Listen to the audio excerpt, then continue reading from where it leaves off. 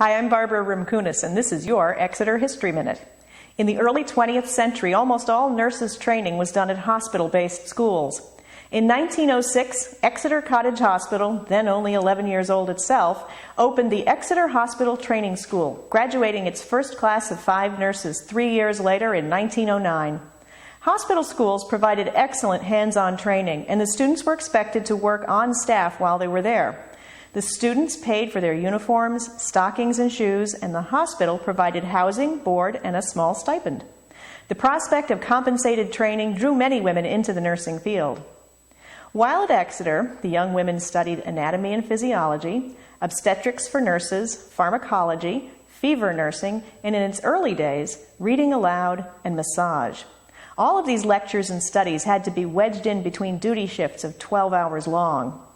Most of the nurses were recruited from out of town. It was believed that town girls would be too familiar with the local population. Exeter trained nurses from as far away as Michigan, and quite a few were from Nova Scotia. They lived in the Tuck Nurses' Home in the Exeter Hospital campus with strict rules regarding behavior and dress. The discipline paid off, as almost all of the students were hired immediately after graduation. They served as staff in hospitals across the country, and many put in time during the 2 world wars.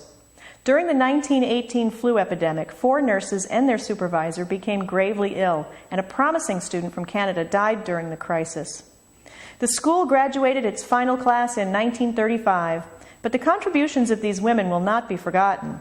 Exeter Hospital unveiled a history wall in 2006, and in 2009, the main entrance was renamed Alumni Plaza, with the inscription, "In honor and recognition of the nursing graduates of the Exeter Hospital Training School, notable women who set high standards of professional and compassionate care for their patients and for their community."